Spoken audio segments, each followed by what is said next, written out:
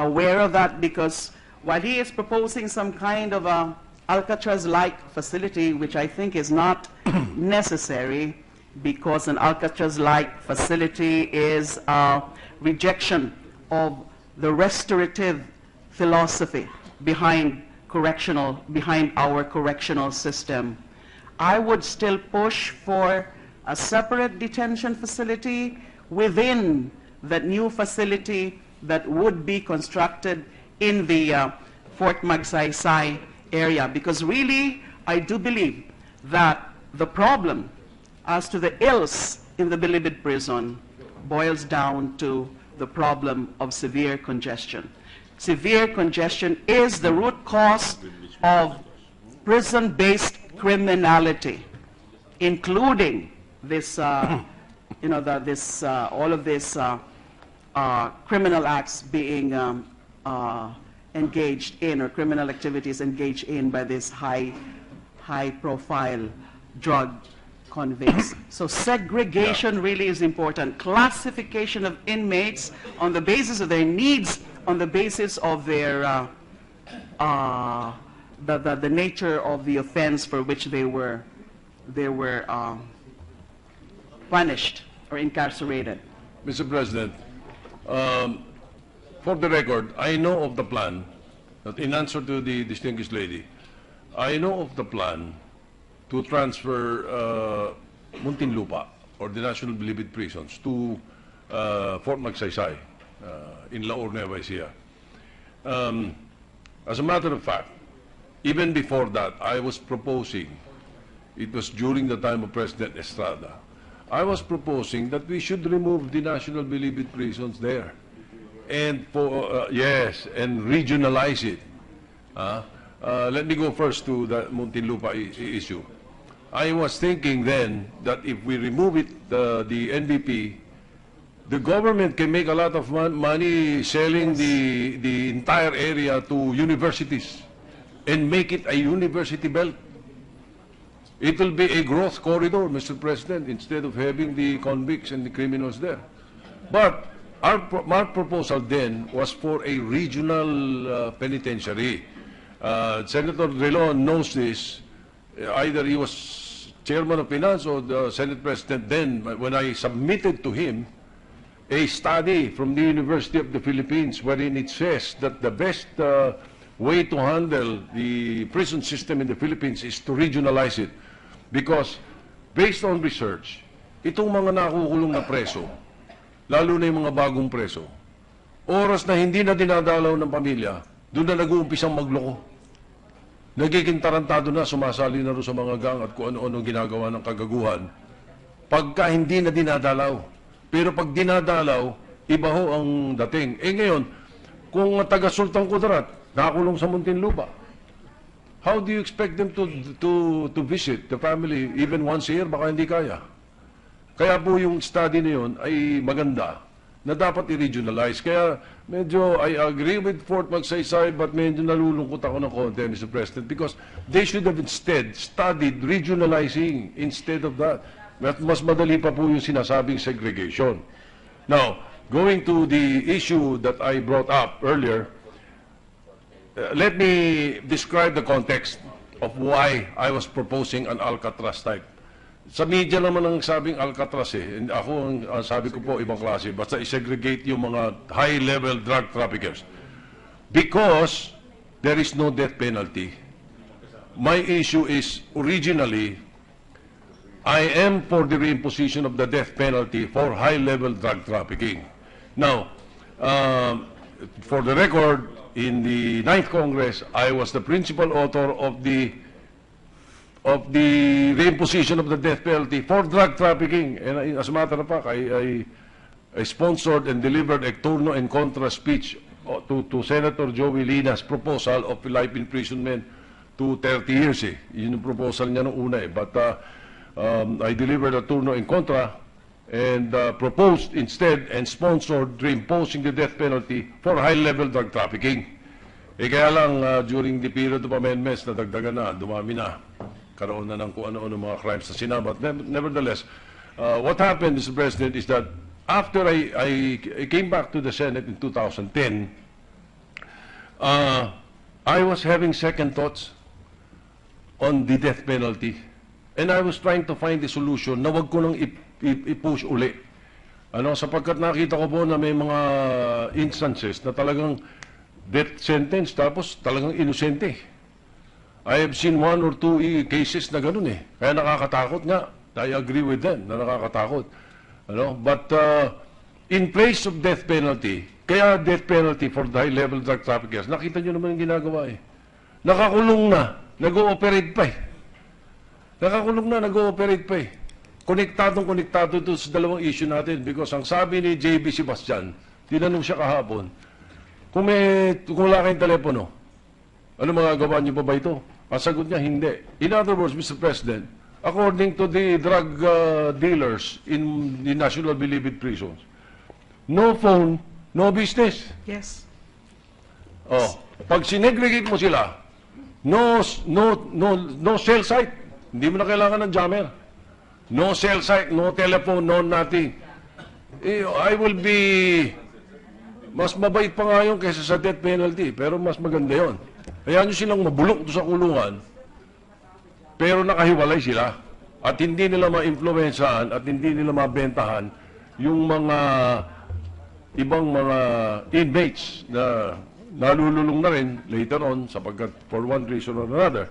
So, that is the reason, Mr. President, to the distinguished lady from Bicol, that is the reason that I proposed to segregate them, the high-level drug trafficking convicts, because I could not. I was having second thoughts on reimposing the death penalty for them, for high-level drug traffickers.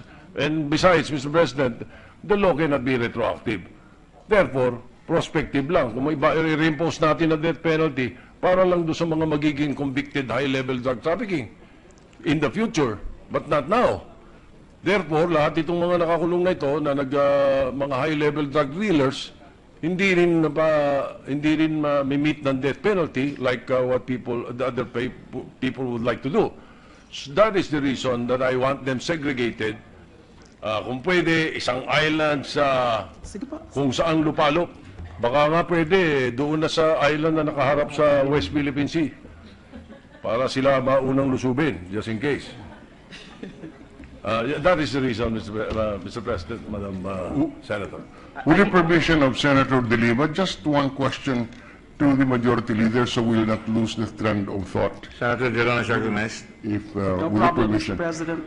Yes, I note with interest the proposition of the majority leader that in lieu of death penalty, if we can provide for a separate facility segregated from the rest for drug cases, Inmates, yeah. So, impose life imprisonment without parole, and segregate them. And to me, this can be done retroactively because you are not imposing, you are not changing the penalty. Correct. It's still life imprisonment if it's life imprisonment, except that you change the facility. Now, if that kind of a provision can be inserted in the whatever that death penalty bill that will come up for debate, would the gentleman from Quezon City vote against the reimposition of death penalty if there is this provision? if there is this provision and it is done, most probably, Mr. President. Yeah, As I said, I am already having second thoughts. so there is a chance that the gentleman will vote against the reimposition of the death penalty under these conditions. Yeah, under these conditions, yes, Mr. President. Thank you very much, Mr. Mr. President, I'm actually very happy Senator De Lima is recognized. that the President pro tem was able to extract that statement from the good majority floor leader about his change of mind. It's possible change of mind about the death penalty. We need not push for the death penalty if we truly fix our criminal justice system and our correctional system. And talking about the correctional system, I'm also for the regionalization of the prison facilities. And we can start that with the transfer of the new Bilibid prison to that new facility that would cater for the prisoners within Luzon, for example. And then put up later other detention facilities for purposes of catering to prisoners in the other areas in Visayas and in Mindanao. That is one way of decongesting, that is one way of reforming our penitentiary system. And added to that, aside from regionalization, I've been pushing also for a unified penitentiary system, because we have varied penitentiary systems now, one system for the convicted prisoners and another system for the detention prisoners. I think it's time also to consider the unification of our penitentiary system to avoid overlapping of jurisdictions, conflict of jurisdictions, turf wars between and among relevant agencies of government. So those are among the possible legislative solutions to the well-entrenched, deep-seated, long-standing problems and ills besetting our correctional system. So segregation, yes, within those facilities, segregation of hardened core or hardcore hardened criminals as against the ordinary inmates, and of course proper implementation, proper enforcement by incorruptible prison officials and prison guards. Then going back to the issue, Mr. President, about the use of cell phones in the Bilibid, not only in the National Bilibid Prison, it's also prevalent in other detention facilities,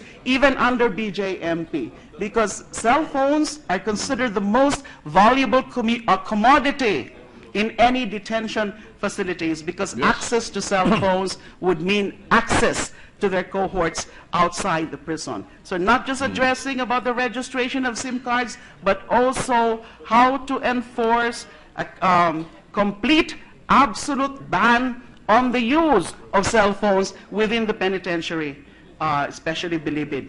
I've been trying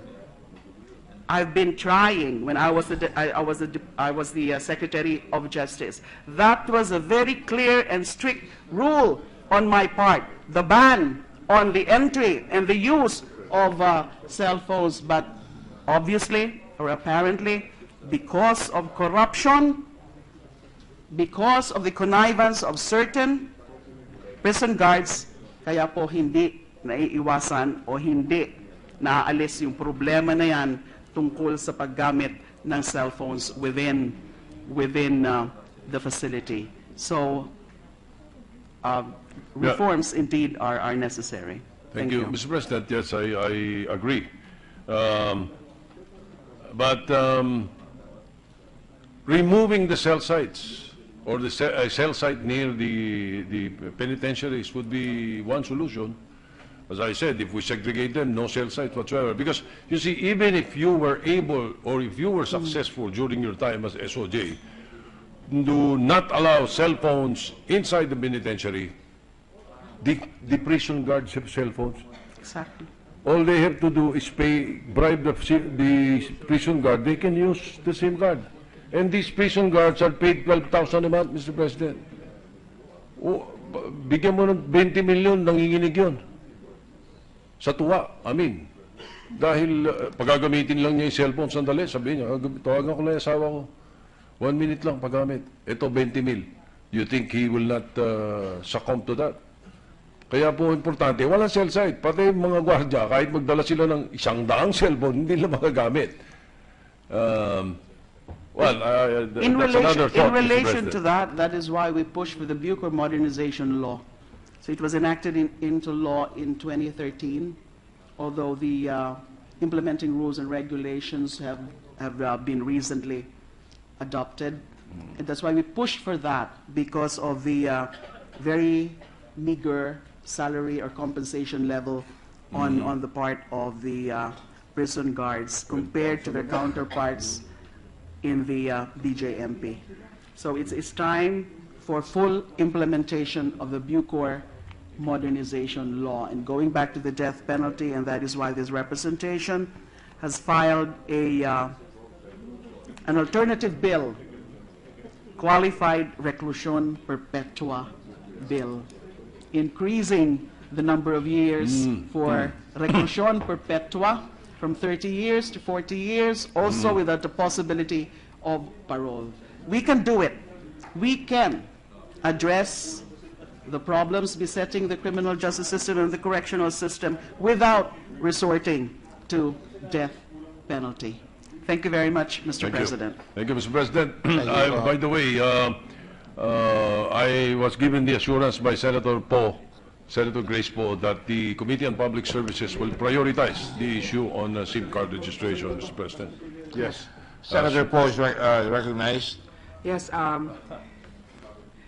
Mr. President, we will actually, I just wanted for the record that we will prioritize the 5 different bills on SIM card registrations filed by Senators Gatchalian, of course, Senator Sotto, Senator Gordon, Senator Lacson, and Senator Legarda. I believe that when it comes to safety issues, eradicating criminality and terrorism, this will be a big help.